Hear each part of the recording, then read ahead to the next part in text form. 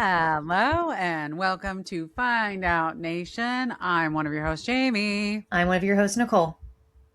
And we're here to talk about what happens at a nation when you start fucking around and finding out. Nicole. Yeah. Give us some countdowns to Okay. make our little hearts happy. Yes. Are you ready? Yeah. 229 days to the midterms. We're getting so 229. close. I know. It really feels like it. So close. It really does. That is beautiful. Music to my ears. I cannot wait. I am dying to get there. I know. I'm just dying to get there. And I really feel like, God, I just keep thinking like, what, in another month or two, we're just going to start getting bombarded with ads and then shit's really going to ramp up. You know what I mean? Oh, for sure. And they're saying like with the number of people that are running in the Illinois primary right now that like they're just like Lieutenant Governor is running in the Illinois primary. Like there's so much activity in the Illinois primary that people are definitely, especially left leaning, people are definitely viewing this as an opportunity to win, a better opportunity than we've had in a long time to win. So I'm excited I hope to hear that's that, true. but yeah. We'll see. We'll see what happens. We are 422 days in. Okay, well, I'm digging the fact, and again, like this is how my brain works, but I'm like digging the fact that we're into 400 days. So like we have, I guess after we're done, it's like, oh, we're just right there at 500 and then we're right there at 600. Like, that's what I feel, even though like, that's not how time works. And I know. Yeah. It still feels like, it's sort of like, you know, when it's 55 degrees out, you're like, that's almost 60 and that's almost 70. Right. So, yeah. Yeah. I'm making this whole like thing in my head, but regardless, I'm super excited. At least we are that close to the primaries that I feel like we're almost there. Do we know how many days we have been in the Iran war? Days? No, I think we're at 3 weeks. Hold on. Well, in my notes, I said it's been 3-ish weeks at this point. I know this is our third week talking about it. 19 days. Okay. So we are 19 days into the Iran war. Yeah. We know that it's already cost us $12 billion. Fucking insane. We already know that this is going to be a remarkably expensive war. But besides the cost to just government resources, we are now seeing the impact coming in for gas prices. So this week, oil prices spiked with gas at $2. So last month, gas prices were at $2.30 a gallon. You and I both talked about how our gas prices are generally lower than the average in the nation. Yesterday, gas prices spiked to $3.50, $3.60 a gallon. This is in large part due to the fact that the Strait of Hormuz is closed, specifically for U.S. and Israel, obviously. In retaliation, Israel this week struck Iran's South Pars natural gas field with a ballistic missile, which the U.S. said it knew about but did not take part in. This is the world's largest gas field and is shared by Iran and Qatar, and it's now on fucking fire. Oh my God. Iran has vowed that it will attack energy facilities in other Gulf countries in retaliation, which is great. Love that journey for us. Yeah. Of course, in reading about this, the South Pars natural gas field primarily supports Iran. Like that's the real, that's what they use to heat their homes and electricity and blah, blah, blah. So it's a big blow to them. And so they're definitely poised to retaliate. They've said they're going to retaliate. Trump's response to the increase in oil prices is oh God, I can't even imagine. Fucking unhinged. Oh God. So originally it was, oh, I'm keeping oil prices down. I'm keeping oil prices down. Obviously that's not working now that oil, like I think oil $109 a barrel or whatever today. Yeah. Right. So what he says now is that the U.S. is the largest oil creator exporter in the world. And so the increase in oil prices is actually really good for us because we're going to make a ton of money. Do people believe that? Like maybe him and his bestie are going to make a ton of money. Right. But right. Like who believe like am I going to make that who's going to make that money? I'm Right. not making any money. Like who's making that money? And why is that why is that the answer to everything? We're all supposed to just be okay with everything because the United States is going to make a ton of money. Off my fucking back, they're making a ton of money. Like, what the fuck are you talking about? Like, I'm not making any money. That's right. The cost of gas I'm paying for. Yes. So you're telling me that the U.S. is going to make a bunch of money based on the cost that I am paying. Right. So you are literally telling me the people who are already rich are going to get richer. Yes. Based on me being forced to pay more money for gas at the pump. Like, yeah. How fucking stupid do you have to be? It's the same same people we were bullshit. talking last week about the tariffs. I mean, Jesus Christ. Yeah. So Trump also asked this week for several of our allies and NATO to step in to help secure the Strait of Hormuz. Yes. I love Shockingly, they've all said no. Yeah. I just love like the list that I saw where it was just like country, rejected. 2 of them were no responses and 1 was no confirmation. So Seth Meyers made the joke that the only people that didn't respond with no were the Germans, who responded 4 + 5. And when Trump was like, what's 4 + 5? And they're like, what's 4 + 5? And he goes 9. They're like, ha, ha, ha, ha, ha, ha. My God, that's fucking hilarious. You as a German would love that fucking joke. Being German, I thought this was a hilarious Oh my God, joke. That's funny. Yes. Yeah. So of course, like Trump is all fucking pissed off at NATO, pissed off at our allies. Which, like, the King Charles visit was supposed to happen, and now it's in question. Like, oh my God, are you kidding me? I mean, well, so can I ask you a question about that though? Because here's what is fucking amazing to me is that this moron said at a press conference or in the Oval or whatever that he knew there would come a time when we would need NATO and NATO would not respond. And this is why he thinks NATO is obsolete. And I'm like, there was a time when we needed NATO to respond. And they did. It's called 9/11. And that's the point of NATO. Not this bullshit where you decide to get your dick in a sling and have a pissing contest and start bombing another country unprovoked. And now you're demanding that NATO and our allies show up on our behalf. That's not NATO or our allies' fight. Like, so what do you think it like? I don't understand. What is he really that fucking stupid? That he thought NATO was gonna do something? He, as usual, grossly inflates his own importance and the importance of the United States around the world. Yeah. So there was this really good article that was talking about how, like, Trump truly believed that China was going to see that, U.S. was participating in this war. I'm going to call it a war. It is a war. Fuck yourself. Yeah, we're not going to call it an excursion. Right? It's a war. Right. Go fuck yourself. So anyway, that he really believed that China was going to see this and like it was going to intimidate them into reacting. And they were going to see us like with this huge, show of power.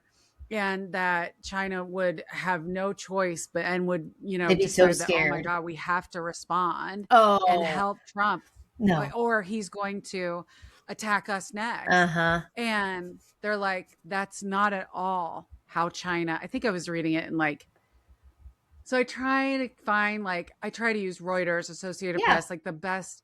This I'm pretty sure was in CNN. Yeah. But regardless, that was the point of the article is he so grossly overinflates his own importance and the importance of the United States and just misjudges how China was going to respond. Like it was that simple. And I love how Russia's responding. Oh God. That's of all the things, that's the one that is really surprising. Really surprising to me too, is that and I'm surprised that Trump hasn't responded to that. You know what I'm saying? Mm-hmm.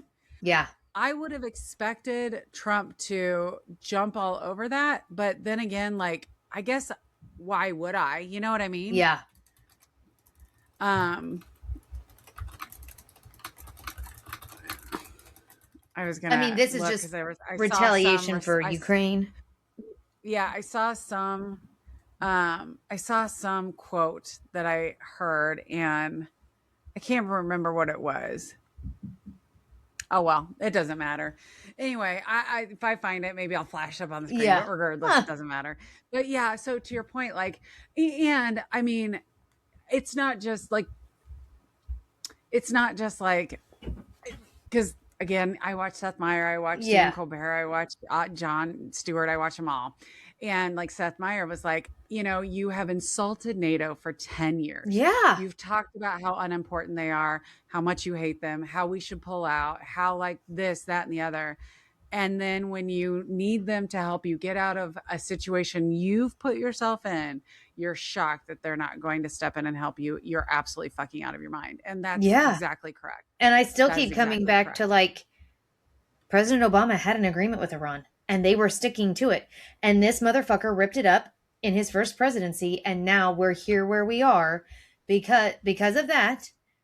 And because he's easily influenced, because Netanyahu knows how to. It's all Netanyahu. That's exactly right. Like at the end of the day, it has nothing to do with, and we know this, it has nothing to do with their missile capabilities. No. Yeah, that's what we're telling the public because the public needs some sort of justification of what's happening. But we all know the reality, especially because all of Trump's top intelligence officials went before the Senate Intelligence Committee today or yesterday, for the first time since the war started.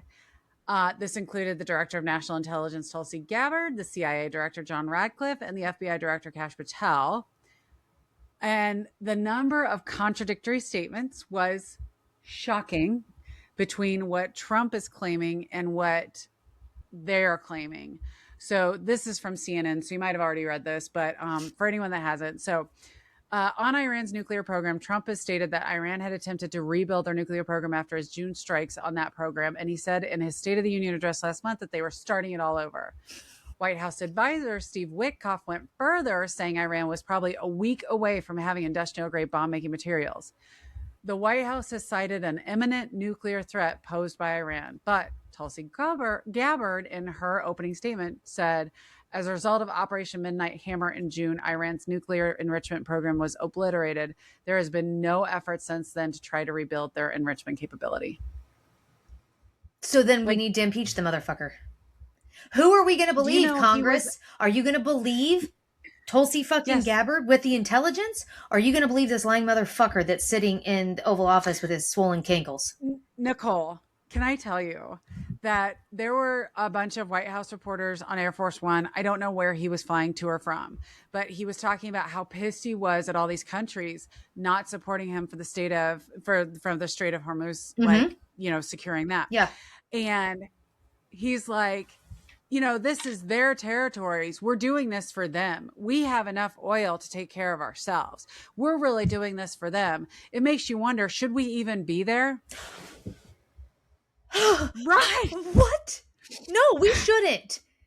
We shouldn't. He's like, it makes you wonder, should we even be there? Like, no, case could be made that we shouldn't even be there. You know what we need? It's asinine. We need a president that goes the fuck to sleep and is not so easily influenced with his ego that all he has to be told is, if you do this, you will go down as the greatest president in the history of the world. And he says, fucking send the bombs in. All they have to do is buy him an Apple Watch. No. They don't even have to they don't have to make him any promises.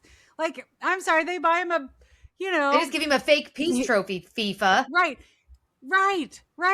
Here's your YouTube 10,000 followers. You're welcome. Like, that's all he requires to get him to do this shit. 100%. Insane. I know. So, also in his State of the Union address, Trump claimed that Iran was building intercontinental ballistic missiles, ICBMs, which I'm sorry. I kind of giggle inside every time I say ICBMs because I think of like Bowel movements? intercontinental bowel movements. I cannot help it. I just cannot help it. So if you ever see me like laughing quietly to myself, you'll know why. Anyway, so Trump claimed that Iran was building ICBMs that would soon reach the United States of America. But Gabbard, again, in her prepared statement, said that Iran could use existing technology to begin to develop a militarily viable ICBM before 2035. So in 10 years, should Tehran attempt to pursue that capability. Well, but see, this way we're way ahead of schedule. If we just go ahead and bomb the whole fucking country, we don't have to worry about 2035. Right. We are anticipating what this is going to look like in 10 years. So we're just going to go ahead and get rid of it now. That's right. This is like a massive vaccine schedule for Iran. Yeah, 100%.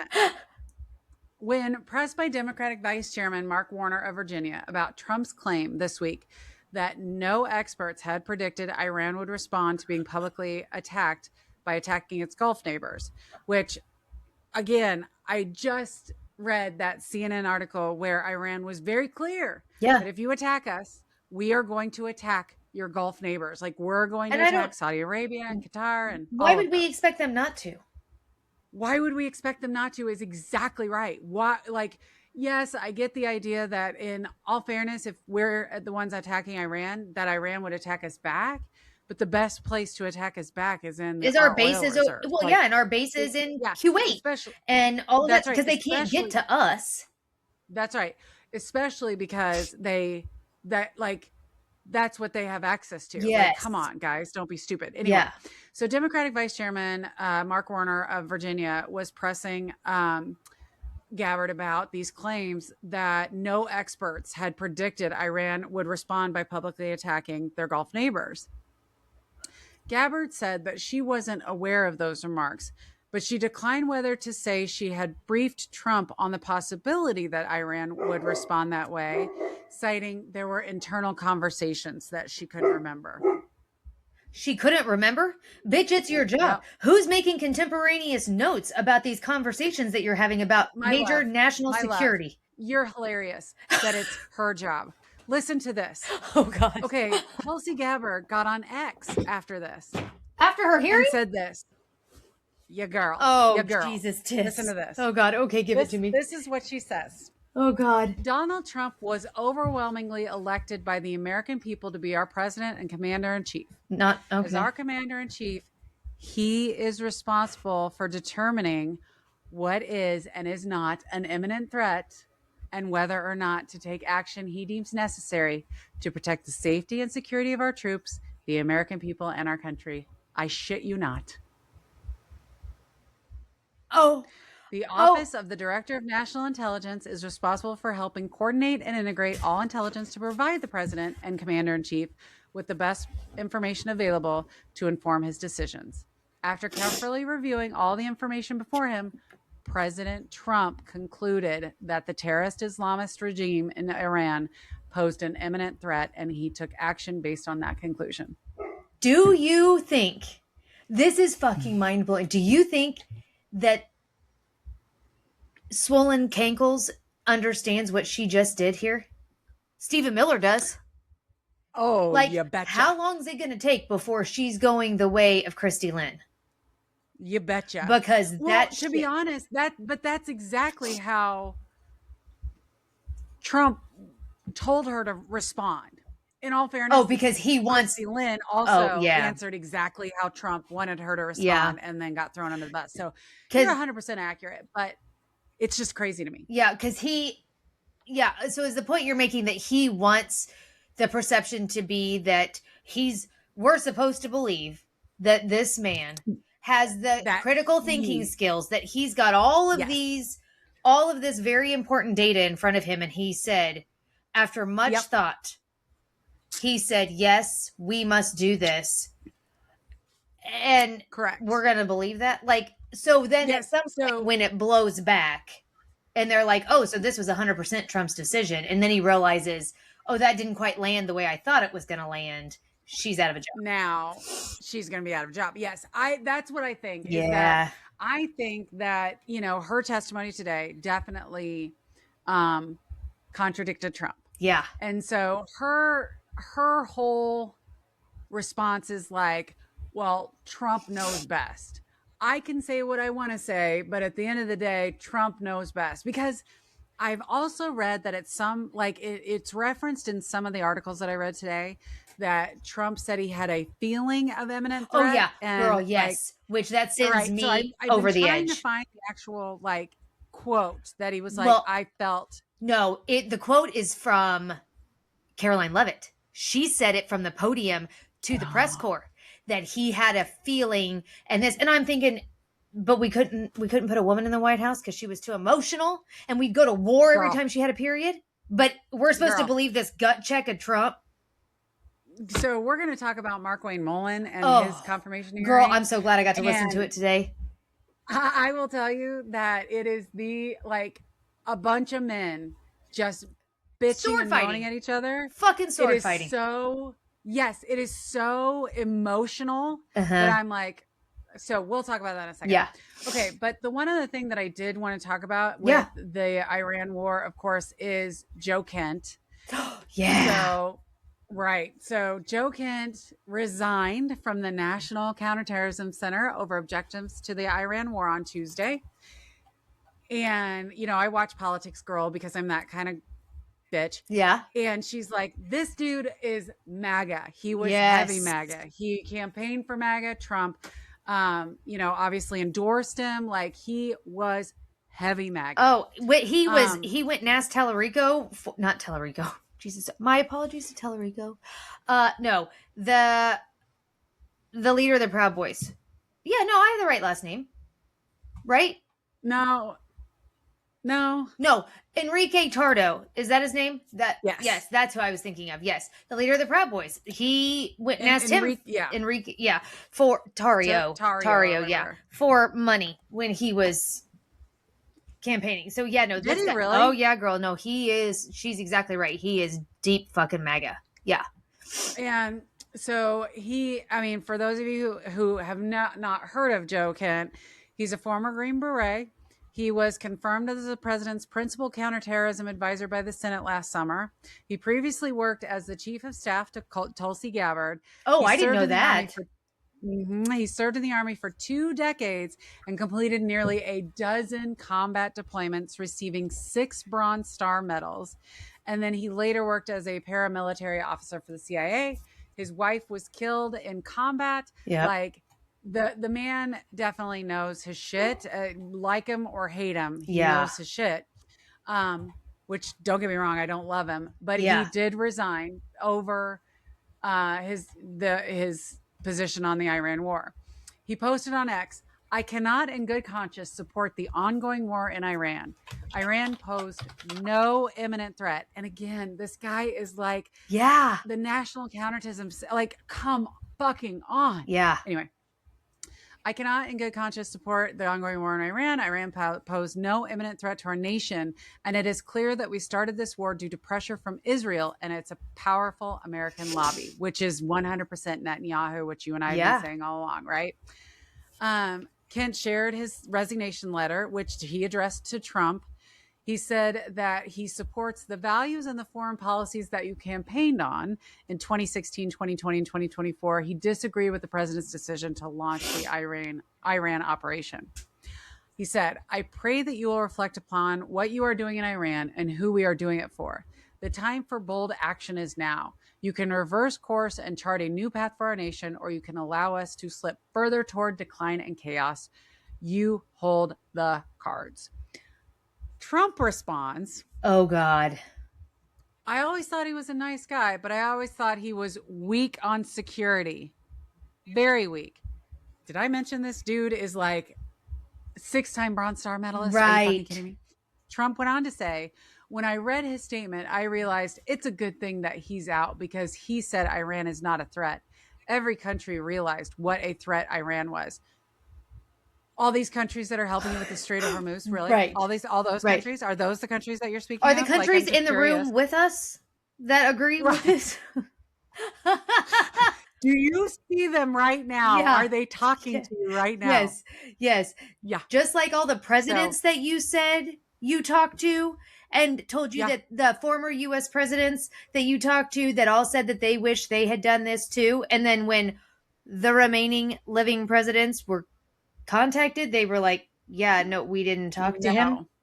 Okay. So I guess someone asked him about that question. So for anyone that doesn't know, he came out and said that every president, like one of the presidents prior to him, had said that they wished they had bombed Iran.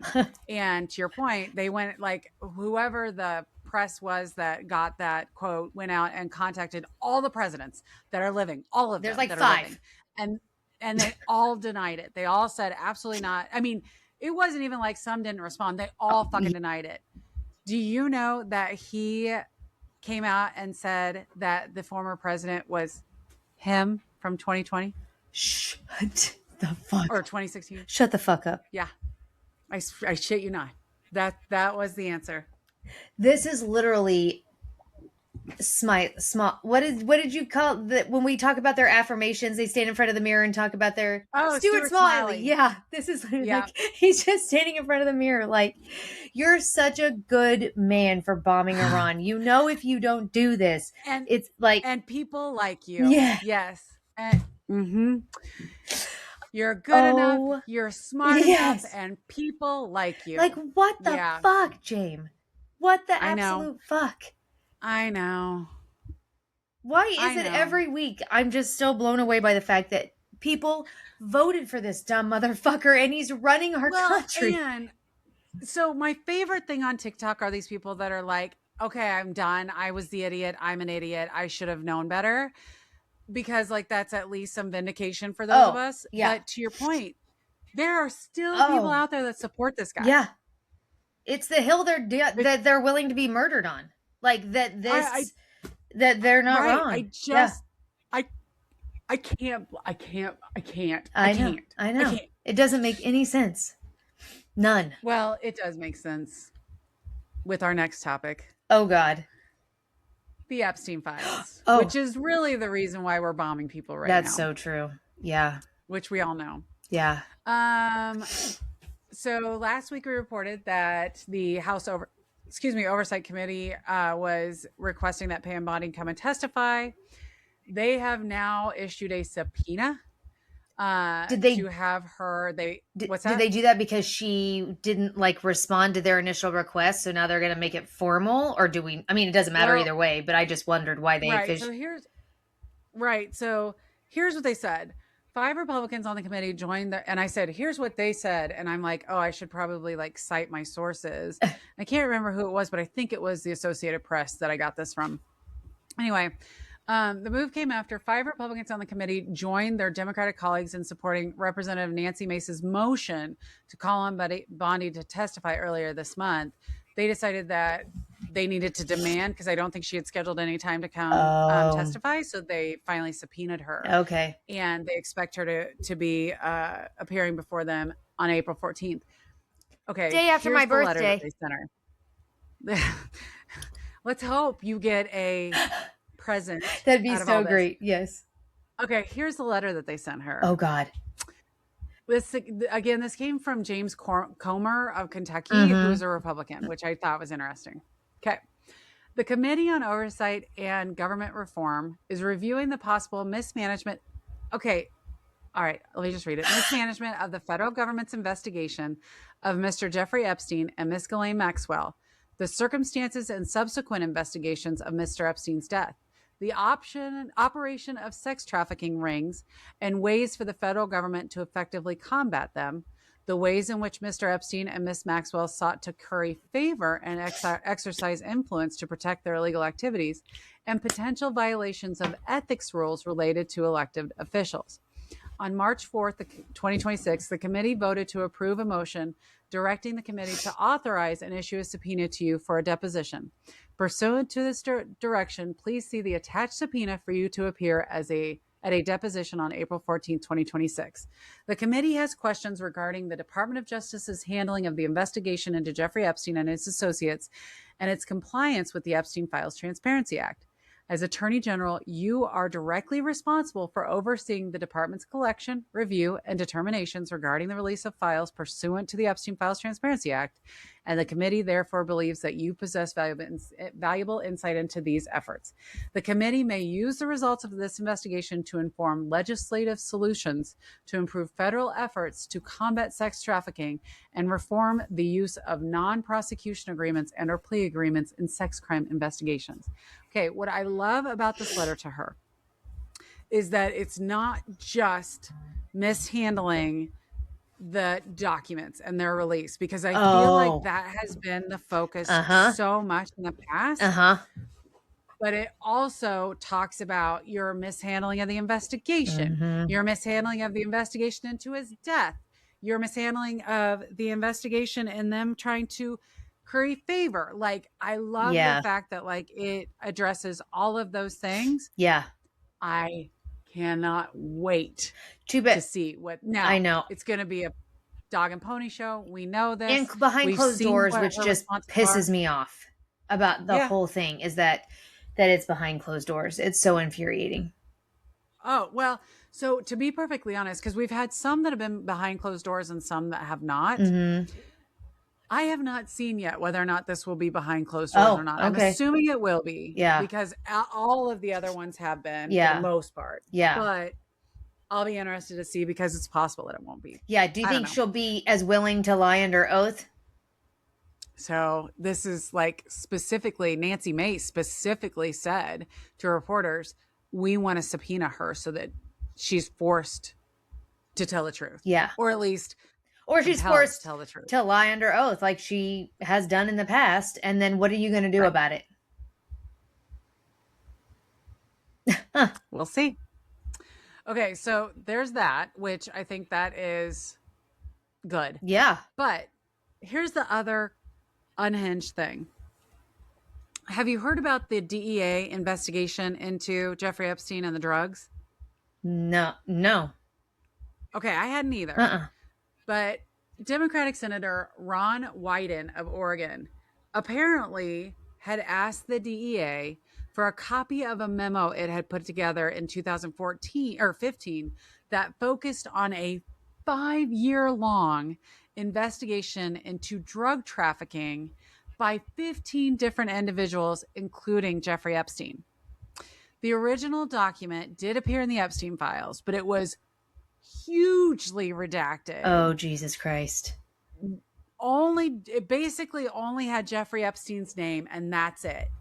So I guess this Democratic Senator, Ron Wyden, went to the DEA and was like, hey, if you had this investigation, you should have this documentation. Can you supply me with a copy of this memo? They responded back to him and said, we had all intents and purposes expected to comply and give you this, but Todd Blanche stepped in and prevented us from giving you the file. Girl, shut up. No shit. So, of course, Todd Blanche is coming in and saying that's totally false. The file is available in the unredacted reading room for any of our senators that want to go in and read it. Like, he can go in and read the file if he wants to. Well, Wyden came out and said, okay, but you guys, like, there's proof that you guys have been surveilling and trailing senators who have elected to go in and utilize that reading room. Like, it's a big deal that, like, whatever. So he's like, I don't want to go in and put myself and my family at risk. Right. Because who knows what the fuck you guys are doing. Yeah. So he said that the government has had ample evidence that Epstein was involved in drug trafficking and was likely pumping his victims, including underage girls, with incapacitating drugs to facilitate abuse. Yep. So this came from CBS News. Okay. Like, no CNN. This is CBS News.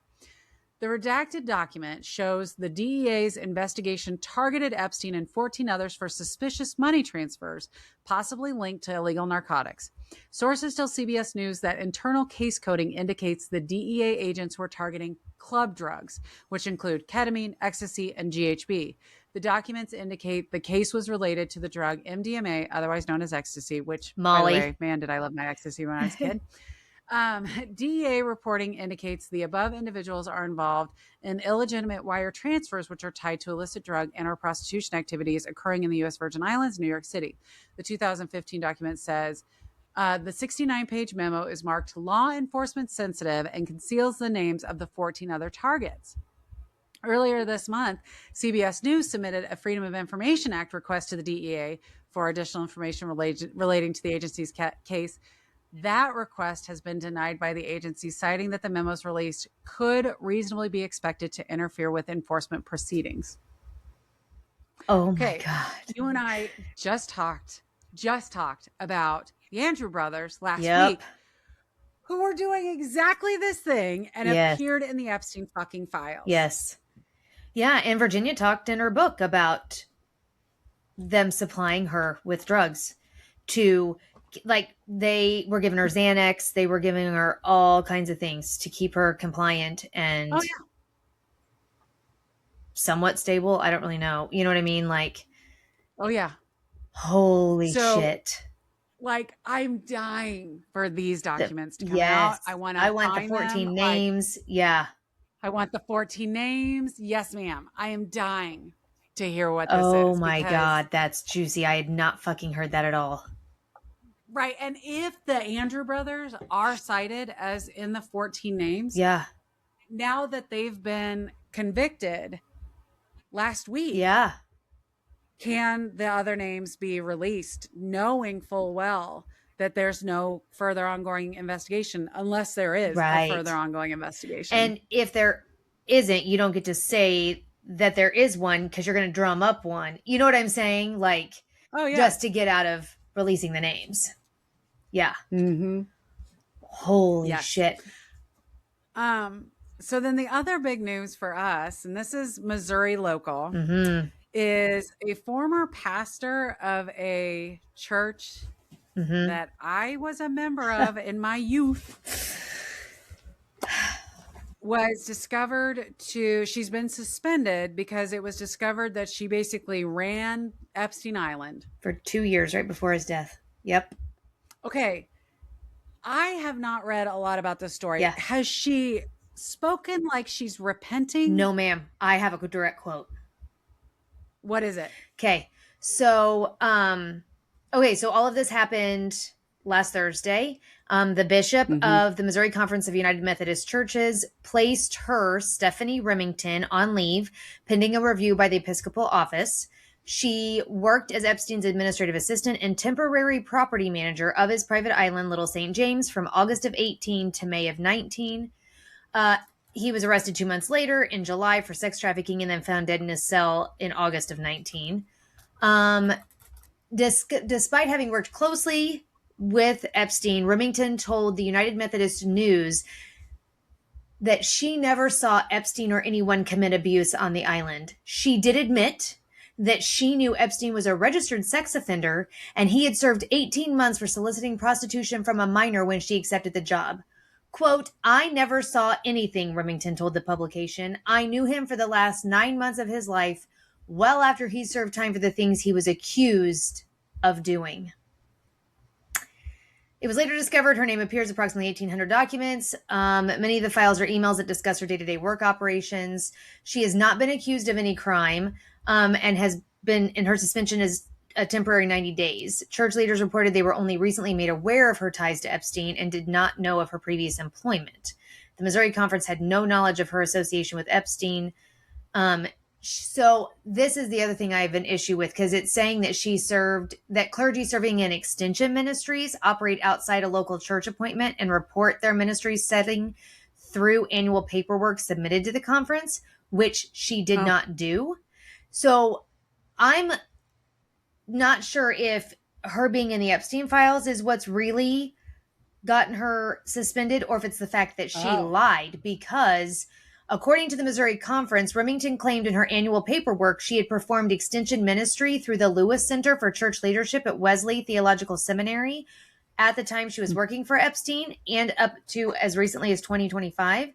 However, as part of the early review process, it was discovered that she had not worked for the Wesley Theological Seminary for the years she claimed, having been appointed as a part-time contractor in only 2017 and 2018.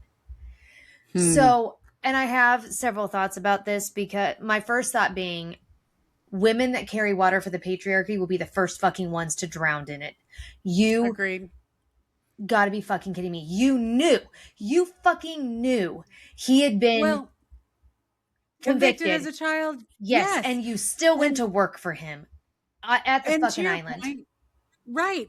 And you and I have asked this over and over and over again. If I found out that a friend of mine was a convicted pedophile, I would stop being, I would not invite that person to dinner, No. much less work for him. The only thing I could see is if she came out and was like, you know, he repented to me and asked for forgiveness. And as a minister, I had to look within my heart to, you know, Jesus, you know. And she is not saying that. You know, right. If her whole response was centered in, he paid his dues, blah, blah, blah, that would be one thing. But that's not what she's saying. To your point, it's very much like, well, I didn't see anything, so it must have been fine. And like, we have, sorry. No, you're fine. Like, we have all this evidence that, first of all, his initial jail sentence under the plea agreement was a fucking joke. And then we have all this evidence that he never stopped his behavior, because what Acosta did was a slap on the fucking wrist. And and so he never changed his behavior. He was still abusing and trafficking women and children up until the day they put him in prison. And then he offed himself 2 months later. So, like, that's right. And then some of the allegedly he offed himself. Yeah, allegedly. Right. But like, what also kills me is I saw a couple of comments on social media under this article about this, that they were like, once again, here's another woman that's being punished for Epstein's crimes, and Epstein's not, you know, he wasn't ever punished for. I don't want to hear that shit about. Fuck her. She needs to be just as much. I mean, granted, she was not trafficking anybody, but she fucking knew, and she was willing to take his goddamn money to run the fucking island where he was constantly taking women and pimping them out to his very wealthy, high-profile fucking friends. You say women, and a lot of times it was children. Yes. And to your point, I don't want to hear like, is poor her. Right. Is Pammy Jo, who, by the way, since we're calling Christy Lynn, I want to start calling Pam Bondi Pammy Jo. Is that her name? If you don't mind. Is that her name? That's her name. Shut up, yes, Pamela Jo. Pamela Jo. Girl, why are they such white trash names? Because that's who Trump appeals to. That's so true. Exactly this person. Yeah, that's so anyway, true. Okay, Pammy Jo it is. So, do I think Pammy Jo and Christy Lynn are as bad as Donald J? No. Donald Trump is the worst. Yeah. Stephen Miller is the worst. Yeah. Like, Mitch McConnell is the fucking worst. Yeah. But are they right behind him, to your point, carrying the fucking water? Absolutely. Yeah. Absolutely they are. Yeah. And so you're going to, like, these are the repercussions. Like, I don't want to hear this shit about, like, you know, women are being held responsible for a man's actions when a man's not. No, that's not what this is. That is a false equivalency. She's being held responsible for her fucking actions. Yes. That's right. That is a false equivalency. She is not a fucking victim here. Correct. And to your point, like, I would not invite a pedophile over for dinner. If I found out a friend of mine was a pedophile, I would stop being friends with them. Yes. Like, I just, ew. Yes. Ew. I don't get it. Ew. I don't fucking get it. I don't either. I don't understand. So the other thing that I want to talk about is, and I haven't heard anything about this, is the Bank of America settlement. Oh, yeah. So you had mentioned this, and so I added it to my notes. So tell me about this Bank of America settlement. Yeah, so I got this off of the BBC. So they've agreed to settle a lawsuit brought on behalf of victims who accuse the... Who, BBC has? No, I'm sorry. The BBC is where I got the reporting from. So the Bank of America has agreed to settle a lawsuit. Oh, yes. Duh. No, you're fine. You're fine. Oh, God. It's okay. It's rough. It's late. It's time. It's wine time. Yes. I'm struggling here. Sorry. No, you're okay. Bank of America. Yeah. Okay. So the victims had accused the bank of facilitating his sex trafficking operation. Terms of the deal, which now go to the court for approval, were not immediately disclosed, but it's the third such settlement by a major bank after JP Morgan Chase and Deutsche agreed to pay out $290 million and $75 million respectively for the exact same thing. Yeah, Sigrid McCauley, a lawyer for the victims, said in a statement that the resolution was one more step on the road to much-deserved justice. Bank of America is declining to comment. So the proposed class action lawsuit was filed in October by a Florida woman who says she was abused by Epstein on at least 100 occasions between 2011 and 2019, and she held 2 accounts at Bank of America at the direction of Epstein's business team. It alleged that the bank had a plethora of information regarding Epstein's sex trafficking operation, but chose profit over protecting the victims. It cites a record of incredibly alarming and erratic banking behavior in her own Bank of America accounts, which were used by Epstein's team. It also points to more than $150 million paid to Epstein by billionaire Leon Block, co-founder of Apollo Global, to Epstein for purported tax and estate planning advice via Black's Bank of America account. Black stepped down from Apollo amid scrutiny of his Epstein ties and has denied no wrongdoing. He's due to be questioned as part of the case later this month. Bank of America had previously urged the court to dismiss the lawsuit, saying it had provided routine services to people who at the time had no known links to Epstein, calling the complaint threadbare and meritless. The 2 sides told a judge on Monday they had reached a settlement in principle, according to court filings. They're due to provide more information on March 27th, with the court hearing set for April 2nd. So a settlement in principle means we need this to go the fuck away. Right. Not surprising. Right. Because to your point, Nicole, like, I work in banking. Yeah. And I know, I can look at someone's account and know, yep, this is normal. This is not. This is normal. This is not. And what absolutely astounds me is that, and maybe it's just because like we're a plucky little local bank kind of thing. Yeah. Which we aren't actually a bank, but regardless. Yeah. We are so scrupulous. Yeah. To the point where like, and I get that you have to be that way these days, but like even 20 years ago when I started at my company, like we are like, I have to yell at my compliance team all the time because they never let me do anything. Yeah. Because they are so rigid in their rules and, requirements. And I mean, I'm a constant war with our compliance team.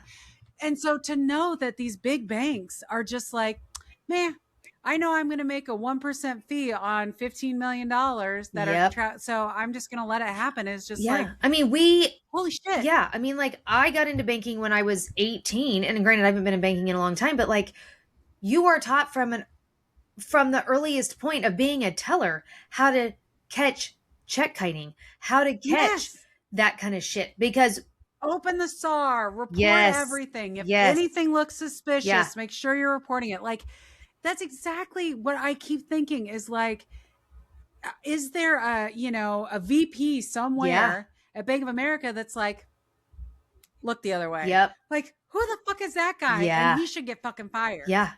Yeah. Like, how is that guy not getting anyway? So I think it's very interesting that they told the judge they have a settlement in principle.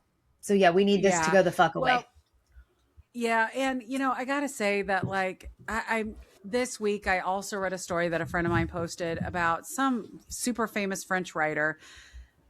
I don't know their name, and I'm not going to attempt to say their name because I know they're it's French. terrible. But Francois. It came out It came out that he basically like was a pedophile, touching underage boys and underage girls, and writing about it in his diaries. Yes. What the fuck? Now I gotta find it. Now you gotta find it is. Because see, like this is what Gabriel Matzneff. Oh my God. So Gabriel Matzneff was born in 1936. He was a French writer and a pedophile. During the 80s, he made several trips to the Philippines where he described in one of his books how he raped pre-adolescent boys, some as young as 8 years old, but he remained sheltered from persecution throughout his literary career, benefiting from wide and enthusiastic support within French literary circles. Why was he sheltered? So I guess, this woman came out and finally wrote her own book about, hey, this guy is really a shit, and was like, someone needs to stop this. And finally, in like 2020, France outlawed sex with children under 15 years old. In 2020? I shit you not. And I would beg to differ Yeah. that a child is still a child at 15, 16, 17 years old. Yes. So at the end of 2019, one of his former victims, Vanessa Springora, the director of something Editions Juilliard, published the book Le Consentement, which is basically the consent, that described the effects that Matzneff had on her at the age of 14 when he, was raping her. Her book ignited controversy over the tolerance of the literary milieu towards an admitted pedophile. This led whatever to withdraw their marketing services for some of his works, and then it sparked. At the beginning of 2020, the Paris prosecutor's office opened an investigation for rape of a minor under the age of 15. As expected, the case was dismissed due to the statute of limitations at the time, because it had been in the 80s that this had happened. Yeah. But yeah, it's crazy to me that in 2020, they finally said, okay, yep, 15 years old is anything under 15 is rape of a minor. It's crazy. This is where I'm like, Nicole, that we've got the Andrew brothers, we've got Epstein, we've got Trump, we've got this guy. There are so many cases of men attacking women. It's is this ingrained in them that they just, you know what I'm saying? Is this just, is every man out there fighting these urges to have sex with children at all times and to rape people at all times? Is this something that men, as women, I don't know of a woman that I'm oh, I bet I could joke with her about having sex with a 10-year-old boy. I don't know a woman. No. And I remember being horrified by Mary Kay Letourneau taking advantage of her young student. And I don't give a shit that once he was of age, they got married and they've had children together. It doesn't matter. It's a power dynamic, and she abused it. And she abused him.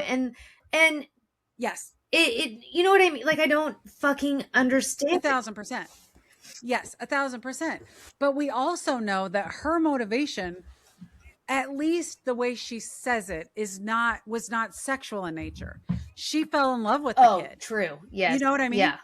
And so but this guy just is out raping, and Epstein is just raping, and all these people that he's trafficking children to, they're just raping these kids.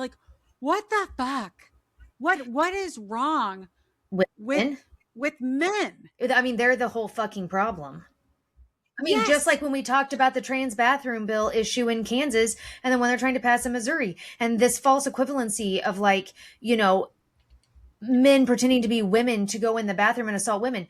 The problem is not trans people. The problem is men. Do you know that it's straight women? There are 3 women in the United States die every day at the hands of their spouse, their significant other, their partner, their significant other. 3 people a day, 3 women a day. And newsflash: those women are not in a same-sex relationship. No. Yeah, exactly right. Anyway, I just I totally understand what you're saying. I know not all men, and I know we're going to hear not all men, and I hear not all men, but it's enough. I would ask even those not all men, if someone made a joke to you about having sex with a 10-year-old. Because let me tell you, I have been in multiple scenarios where I've been around someone who thinks it's okay to joke with me by using the N-word. Oh. And I call that shit out very not really comfortable with you using the word N-word. How about you not use it with me? You know what I'm saying? Yeah. I call it out immediately. Yeah.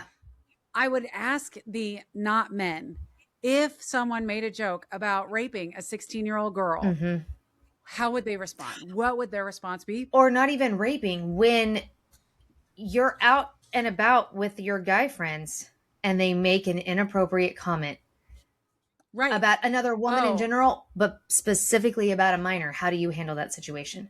Exactly. And how would you handle that? How would you call that out?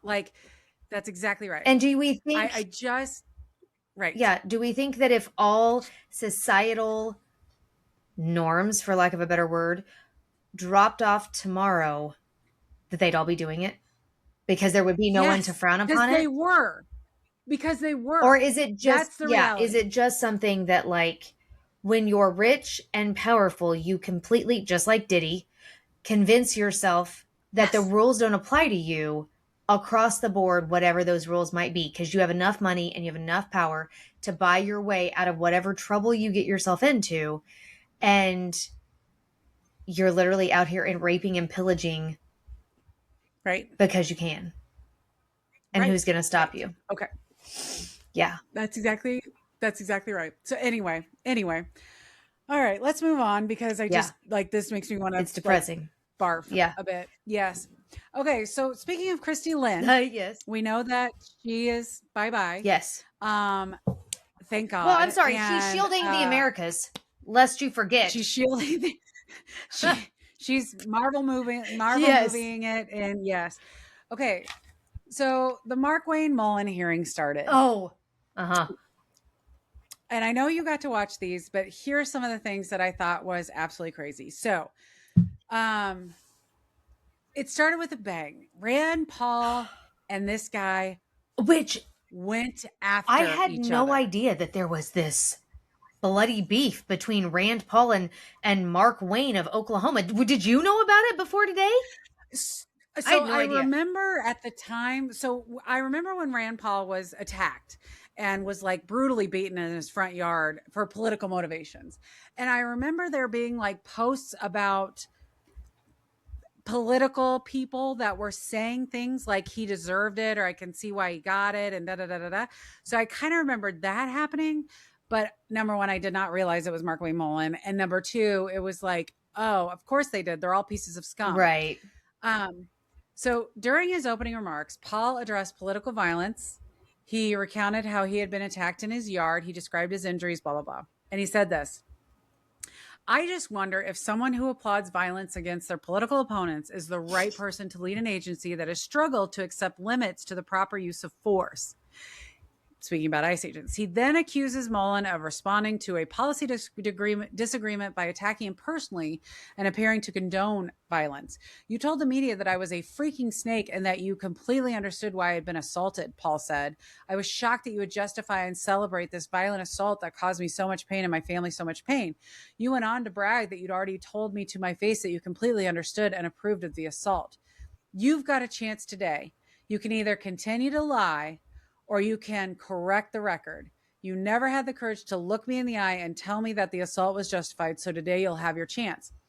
Mullin responded, I said I could understand because of the behavior you were having, that I can understand why your neighbor did what he did. As far as my terms and snake in the grass, sir, I work around this room to try to fix the problems. I worked with many people in this room. Seems like you fight Republicans more than you work with us. I did address those remarks. I did explain your gimmicks by the amendment you put forth. I was like, damn. Well, yeah. And Mark Wayne made a comment about in his opening, I think it was his opening statement, maybe about everybody in this room knows I'm a straight shooter and I'll say it to your face. But what I will never do is say it behind your back or some shit. Like he just has, just like Trump, this overinflated sense of self. I mean, he is an undefeated MMA fighter, lest we forget. We had this discussion last week. Thank you for reminding us. Thank God he has a title weight WWE belt. Like, lest we forget, he is a badass, very important. We shall not forget. You are correct. How did you feel about which I know this happens at every one of these congressional hearings when someone's being appointed.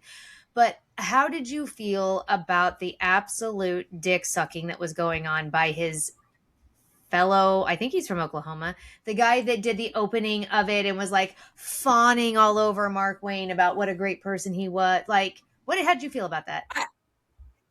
How do I feel about it? To your point, it happens all the fucking time. I just wanted to gag. It happens. It does. It just makes you like, honestly, Nicole, I love you so much. And if I had to present you like that, I would die before I would die. Suck your tit that much. Right. Like I literally did. right? It's so disingenuous. Yes. It's so see-through. It makes you look like such a fucking fool. Well, Like and it's just revolting. yes, and It's just revolting. when he had to go on and on and on about how Mark and his wife Christy have, got married so young and they had 3 children naturally and then had chose 3 children and I'm like, is this guy Jesus Christ? Like, what the fuck are we doing? Right. Like, I mean, That's I got what we married do. at 22. Big fucking deal. That doesn't make me equipped to run the Department of Homeland Security. Well, no, but what is Erica Kirk's new job? She's She's America's. Oh, you mean on the yeah, thing? like the CIA board or Yeah, whatever. she's on you like could do the that. Coast Guard, not the Coast Guard, like Air Force or something. I don't know, but yes, like what you're saying. Yeah, it's something like I that. thought you meant America's Yeah. widow. I could also be America's widow. Well, you could, but you're not widowed. But I'm Oh, saying, that's like, true. getting married so early is the only requirement that we need to put you on the board of Yes, whatever the Board it of is. Peace. So yeah, I mean, there you go. Yes. Oh God, the Board of Peace. The Board of Peace. Yes. Because I'm bored of peace, apparently. Yes, exactly. So Senator Gary Peters of Michigan pressed Mullin over his comments about Alex Preddy, who he called on Fox News a deranged individual that came in to cause max damage. Christy Lynn called him a domestic terrorist. Video from the scene and witness testimony contradicts those claims. Peters asked whether the American public should expect Mullin to make similarly quick comments as secretary. He says, "Those words probably should have been retracted. I shouldn't have said that," Mullin said in response. When pressed further, he said that he responded immediately without the facts. "That's my fault. That won't happen again as secretary." Yes, it will. When asked if he would apologize, he said, "Well, I haven't seen the investigation. We'll let the investigation go through. And then if I'm proven wrong, then I will absolutely." No, you just said those comments probably should have been retracted. You had all this opportunity to retract them and have yet to do so. You've now been given another opportunity to apologize. And you're like, let me pump the brakes. I haven't seen enough to prove I'm wrong. Again, if I'm proven wrong or, I reacted emotionally, there's that trigger word again that we all love to use against women. Yes. Like, do you know you will do this. So I thought we were right.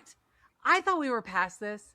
I went to, so my husband, for those of you who didn't know, retired on Friday because he's starting his next midlife career. Yes. And at his retirement party, we had a friend that literally said the words, women are so much more emotional than men.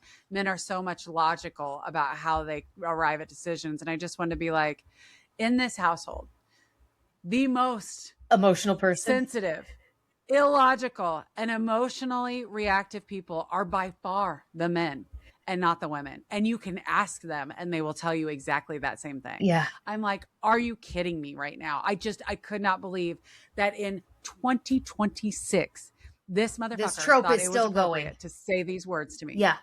Especially because I play Dungeons and Dragons with this motherfucker. And the number of times I have to be like, hey, pay attention. These are the things that we need to consider when making a decision here, because otherwise he's just like, yeah, fuck it. Let's bomb this or let's do.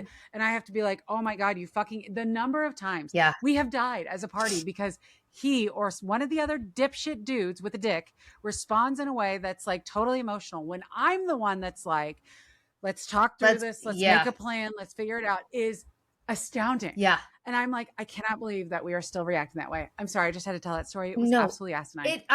This trope of women are the more emotional gender and can't control their emotions and they cry all the time. And then they, like we'll just be bombing countries if they're on their period. Like, it's just fucking insane to me. It is. Now, are they crying all the time because you're raping them all the time? Yeah, probably. Probably. But shocker. Because that's evident, yes, right? Yes. Like 1 in 4 people have either been assaulted or know someone who's been assaulted. Yeah. I know I do. I know someone who's been sexually assaulted. I probably know multiple people that have been sexually assaulted. And all of us can tell you the first time we were in an uncomfortable situation with a man. Even if it didn't get to the point of being assaulted, we've all been in that situation. 1,000%. Yeah. And let me tell you, my event was as a minor. Mine was absolutely. It almost always is. As a minor. Yeah. Yes. Yeah. Yes. So I 100% can point to. So if you think that I'm emotional about that, you're right. Yeah, you're that right. fucking pisses me off. Yeah. But I think it's pretty logical to be pissed off Right. at the fact that 3 women died today at the hands of their partners, for fuck's sake. Yeah. Anyway. Okay. Yeah. So Markwayne Mullin had a rough day at his hearing. Any other highlights from the hearing that you wanted to call out? The other because thing for me, I thought were the best, was that I really just loved how much Rand Paul can't fucking stand him.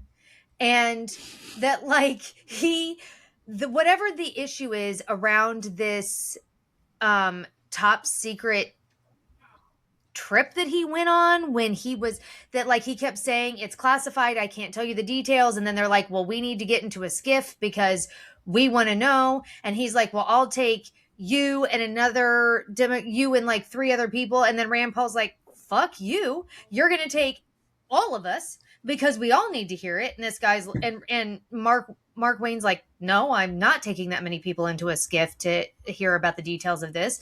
And then Rand Paul's like, that's fine, I won't hold a hearing tomorrow. And I'm like, oh, I didn't realize Rand Paul had the ability to, like, not hold a hearing tomorrow to confirm him. It off. Yeah, but then, like, they were supposed to do it at 1:00 this afternoon or 2:00 this afternoon, go into the skiff and supposedly get the details of whatever this was. And yet I've heard nothing about it. So I don't know if it'll come out tomorrow. I don't know if Rand Paul's going to call the committee in and they're actually going to confirm him. I don't know, but I just love how much Rand Paul fucking hates this guy, because I do think, I do too. I mean, I think he's going to be even worse than Christy Lynn. Like, that's obvious. Oh, but the other thing too, I would agree. The other thing, and then I'll get off this, I'm sorry, but I thought it was very interesting that the Teamsters guy is sitting behind him and now they're besties. Because because he made a big point of saying, and several of them that are Markwayne fans were sucking his dick about, like, how he's really good about, you know, trying to make amends and trying to see the other side. And he's been on that guy's podcast multiple times and they've worked through their issues. And then he's sitting right behind Markwayne during this entire hearing as, like, a fucking puppet for how, you know, even though Mark wanted to take him out in the hallway and, you know, beat his ass, we're friends now, so It's totally fine. Yeah, that's shocking. I did not know. So I only read everything about the hearing, and they didn't call that out, that he was sitting right behind him. But holy shit, no kidding. Like, what the hell? Yeah. I'll tell you what, it'll be interesting if the Democrats do take back over. What's going to happen with the Teamsters after... You know what I mean? Because, like, arguably Joe Biden did more for labor than any other president in my lifetime. Yeah. Like, Joe Biden did so much for labor that it'll be interesting to hear what is going to happen. And considering how people feel about the Teamsters and unions and stuff like that, I'll be interested to see what happens with them. Yeah. So we'll see. I'm sure he's going to get confirmed, and then it'll just be another goddamn shit show all over again. But at least today was interesting, and it wasn't a fucking cakewalk for him, which I loved. And Elise not Elise Stefanik. Yeah, Elise Stefanik. Yeah. One of them gave it to him big. Yeah, it was just good. Well, just seeing Rand Paul give it to him was made me joyous. Yeah. Joyful. Okay. I'm going to quick fire because we're getting really long today, but I know we had a lot of rants. So Pam Bondi has announced that the IRS, in connection with the FBI, is going to begin probing Antifa organizations, whatever those might be. Pammy Joe is gonna be busy. Pammy Joe clearing up the Antifa organizations, even though they've, like, fired everyone in the IRS. So we'll see how well. Can we give them until after taxes are due? We still have another fucking month. Like, do we really need to add this to their plate right now? Right. We all remember Greg Bovino, who like ran ICE until he got fucking demoted to the Mexico border. Is finally announced that he is retiring. Oh, well, so good. That's not shocking. Hopefully he can retire his Nazi haircut too. Yeah. No, he likes that thing, man. He does. And his long coat. I think he's fully committed. I think he has sex in that thing. He probably does. He wears that in the shower. He is fully committed to the cosplay. He loves that thing. Yeah. Yeah. Democrats continue to introduce a vote to fund DHS without ICE. Unfortunately, of course, Republicans keep blocking this. The critical pieces of DHS that it would fund include things like TSA and FEMA, which we're getting into like the spring break traveling season. So there's like huge lines at airports right now because of TSA. That was a big part of Markwayne's testimony today at his confirmation hearing, is because he's like, this is not fair to our TSA agents. We need to get this, this whole political theater of like the Democrats just don't want people to get paid. Like, yeah. No, they do want people to get paid. You guys are idiots. You guys are the ones that are blocking this. Yeah. The national debt rose to over $39 trillion. I had not heard that. Yep, that's fun. This was like after the war. Oh my God. It was announced that, yeah. Have you heard of Trump's HIPAA violation? Oh, yes. I thought this was funny. Yes. So Trump and Mike Johnson are speaking at a Kennedy Center board meeting, which I refuse to call it anything else. And he's like pushing on Mike Johnson for no reason whatsoever. And it's clear Mike Johnson is wildly uncomfortable with the conversation. They're talking about Representative Neil Dunn from Florida's recent diagnosis. And Trump was like pushing him to reveal what the diagnosis is, until finally Mike Johnson is like, he received a terminal diagnosis. And Trump's like, and he's going to die in June. And Mike Johnson, and I don't mean to make light of this, because obviously terminal diagnoses are devastating. But Mike Johnson's fucking face he goes, well, I don't think that was public. I mean, what the fuck? I was just like, he's like, the fact that Mike Johnson's like, well, I don't think that was public, was just such the natural response someone would have to someone saying that. Yeah. Like if it were me and like it hadn't been made public, like the fact that Donald Trump just period point blank comes out with that he's going to die in June. Well, like he was so, it's that whole thing about Trump wants to be the person in the know. He wants to show that he was the person in the know. Yeah. And so like he's going to violate whatever he has to violate to make sure you know that he knows that this was happening. I mean, and it's just so unhinged. Do you think that he got permission from Susie before he made her announcement? I don't think so. No way. Because she looked uncomfortable while he's sitting there talking about it right fucking next to her. Mm-hmm. Oh yeah, girl. Oh yeah. And it's just him wanting to be able to say yes. Yeah. Okay. The other big thing that we would be remiss if we did not at least talk about for 1 minute. Yeah. And this is where I'm like, they're all like, not all men, but all men. Mm-hmm. So it was announced yesterday that Cesar Chavez, who has been like a big prominent person in the labor movement. Right. Has been accused of sexual assault by his second in command, labor leader Dolores Huerta. Her allegations are basically that at one point he used his power to coerce her into having sex, but it was consensual. But then there was another instance where he actually raped her. Oh my God. She also said that there were at least 2 other encounters where he had sex with underage women, girls, that resulted in pregnancies that she had to hide. Oh my God. So, right. So this is where like, yeah, I get it. Not all guys, but this is supposed to be one of the good guys. Right. Like this is supposed to be a good guy. And so I'm just like, if any guy, good guy or bad guy, is given the opportunity, is it really all men? Yeah. Is it actually all men? Yeah. Would they take it if there was not going to ever be any kind of repercussions for it? That's right.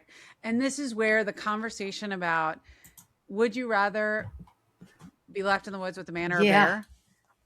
This is what we're talking about, is people that we have traditionally believed are good guys can't be trusted. Yeah. Then what the fuck are we talking about? I know with the bear, there's a 50-50 chance that bear might going to eat my face or might not, or might, or might turn around and walk away. Yeah. Like there is a 50-50 chance. There is at least a chance.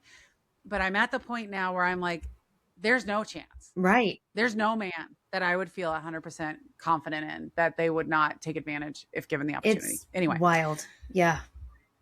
it is wild. And that was really depressing to hear. Yeah. And yeah, so I felt like I wanted to make sure that we talked about it for a second. Yes. Okay. With that said, we are way over our time. You want your happy ending? I try and keep us to an hour. I know. We're nowhere near I an know. hour. We are an hour and 15 minutes in. But Nicole, tell me you have a good happy ending. I do. And I'll try not to get into a rant about it because it kind of, reading the article put me onto a whole other rant. But oh no. So this is a where the fuck is this? Why did I? Anyway, I'll just read it to you. A woman who had a DoorDash order brought to her house was shocked to see an old man on her doorbell camera. Manchester, Tennessee is where this happened. Brittany Smith heard her doorbell ring. Switching on her phone's Ring doorbell camera, she was surprised to see an elderly man that she would later learn was named Richard ascending to her porch in a red flannel shirt and khakis. So anyway. So I read about this. Did you? This is, yeah. This is the incident where the old man is like door dashing to pay. Yes, it's so sad. So, okay, so this woman said, my daughter's dad is a quadriplegic, so he often has things sent to the house because he can't physically go get them. And then this poor older man is struggling to get up her stairs to deliver her very capable daughter the Starbucks order. So calling her daughter's father, the woman asked to leave a bigger tip, but the dad replied that the DoorDash app was already gone. Anyway, she posts the video to her Facebook page or to TikTok and asks, does anybody know this guy? They figured out who he was, and she got in contact with him. And she drove over to his house and gave him a $200 tip. Wow. At the house, he explained to her that his wife had lost her job and the two of them quickly lost their savings, paying for monthly expenses and a very costly medication that his wife was taking. So he took the DoorDash gig to try and supplement their income. So then she set up a GoFundMe page with the aim of helping Richard go back into retirement.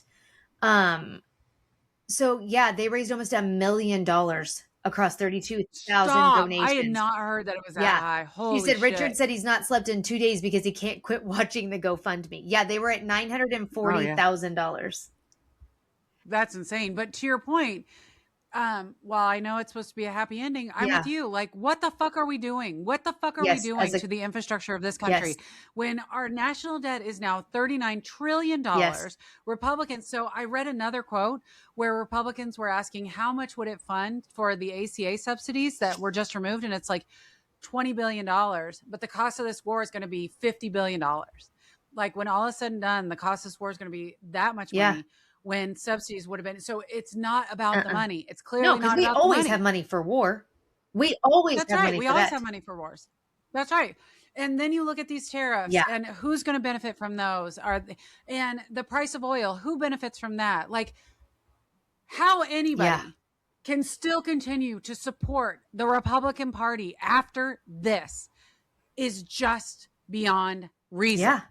It's just beyond 100%. Reason. Yeah. And we've got old people. I don't even know how old he is, but he's very old doing DoorDash because they can't afford. It's the only way that they can make money. And they can't afford medication and they can't afford, like, what the fuck? Yeah. So it's supposed to be a happy ending because, you know, fellow people stepped up and donated money and hopefully he can now go back into retirement. But I mean, to your point, it does warm my heart that we as a society will step up, fundamentally believe in taking care of each other. What kills me is the fact that that's what it takes.